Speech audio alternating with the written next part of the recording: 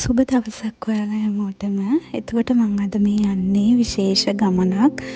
මට හිතුණා ඒ ගමනට ඔයාලවත් එක්කගෙන යන්න ඕන කියලා. අපි මේ ගමන යන අතරමඟදී පොඩි මහන්සියක් ආවා අපි සර්විස් ඒරියා එකේ නතර කරලා.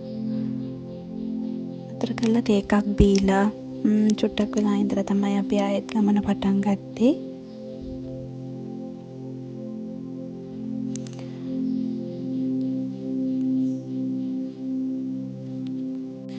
මං හිතනවා මේ ගමන ඔයාලටත් විශේෂ වෙයි කියලා. අපි යන අතරමඟදී මේ ලොකු පොල් වත්තක් හම්බ වුණා. මේ මම යන ඒ ප්‍රදේශය පොල් ත්‍රිකෝණයට සම්බන්ධ ප්‍රදේශයක්. ඒ නිසා ගොඩාක් තැන්වල අපිට මේ විදියට පොල් දකින්න ලැබුණා. මේක අක්කර ගානක තියෙන පොල් වත්තක්.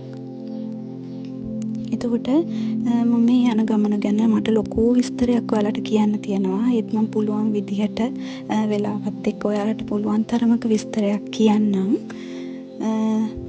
අපි අද යන්නේ විශේෂිත පන්සලකට. ඒ තමයි පල්ලම ශ්‍රී නන්දිමිත්‍ර නව්වංගු රජ මහා විහාරයට තමයි අපි යන්නේ. මේක ගොඩාක් පරණ පන්සලක්. එතකොට මේ තමයි පන්සලට අපි ඇතුළට යන තැන. බලන්න ඔයාලත් මේ පන්සලට ගිහිල්ලා තියෙනවද කියලා. ගිහිල්ලා නැත්නම් අනිවාර්යෙන්ම ඔයාලත් යන්න. හරිම නිස්කලංක පරිසරයක තියෙන්නේ මේ පන්සල. එතකොට මේ පන්සල ක්‍රිස්තුපූර්ව 167ත් 137ත් කාල වකවානුවේ තමයි මේක හදලා තියෙන්නේ. දුටුගැමුණු රජතුමාගේ කාලේ නන්දිමිත්‍ර යෝධයා විසින් තමයි මේ පන්සලත් චෛත්‍යයත් නිර්මාණය කරලා තියෙන්නේ. අර පේන්නේ ඒ යෝධයාගේ ප්‍රතිමාව. හරිම තේජවන්ත විදියට ප්‍රතිමාව හදලා තියෙනවා ලස්සනට. එතකොට මේ පන්සල ගොඩාක් විශේෂයි. එළාර රජතුමා එක්ක පැවති යුද්ධේ දිනලා ඒකේ සතුටට දසමහා යෝධයන්ට නින්දගම් බෙදා දීලා තියෙනවා දුටුගැමුණු රජතුමා. ඒකම නන්දිමිත්‍ර යෝධයාට උපන්ගම වෙන දැදුරුඔය ආසන්නයේ අක්කර 4000ක ගම්වරයක් ලබා දුන්නා. නන්දිමිත්‍ර යෝධයා එතකොට මේ පන්සල හදලා තියෙනවා. එතකොට මේ මම යන්නේ විශේෂිත තැනකට. ලෝකේ පද්මාසනයක් උඩ හදපු එකම චෛත්‍ය තමයි මේක. මේක ගොඩාක් විශේෂයි. එතකොට අපේ ලංකාවේ චෛත්‍ය වර්ග ආකෘති 6ක් තිබ්බට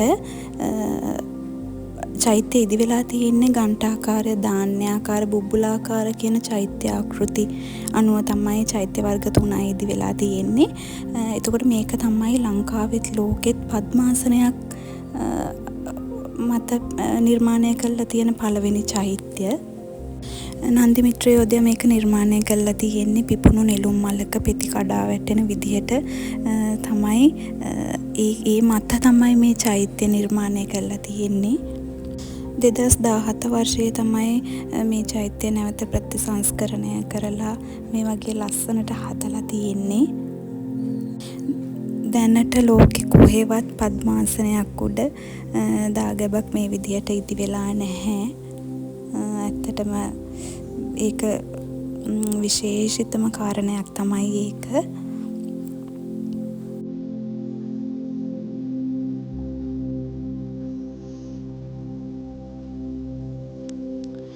ඉතින් ওই විදිහට තමයි මම චෛත්‍ය වටේම ගිහිල්ලා බැලුවා. එදා පන්සලේ ලොකු සෙනගක් හිටියේ නෑ. ඇත්තටම අපි විතරයි අපි ගියපු වෙලාවේ හිටියේ. ඒ නිසා අපි නිස්කලංකව හැමතැනම ඇවිදලා බැලුවා පන්සල.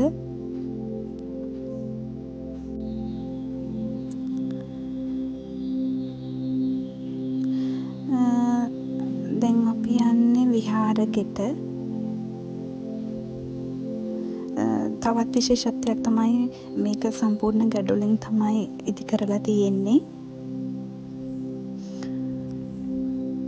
හරිම නිස්කලංකයි පරිසරය. එදා කවුරුත් හිටියේ නැති නිසා විහාරෙකට ගිහිල්ලා මුලින්ම බුදුන් වැඳලා තමයි අපි ඇතුළ බලන්න ගියේ.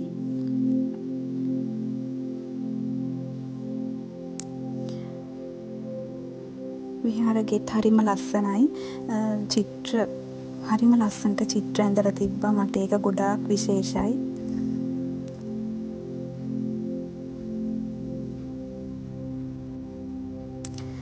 ඒ චිත්‍ර හරිම නිර්මාණාත්මකව හරිම වර්ණවත් විදියට ඇඳලා තිබ්බා ඒ චිත්‍ර. ලොකු සැතපෙන බුදු පිළිමයක් එක්ක පුංචි පුංචි කතා වස්තු ගොඩක් ඇඳලා තිබ්බා විහාරෙගේ. අපි මේ ඊළඟට යන්නේ බෝධිය ළඟට.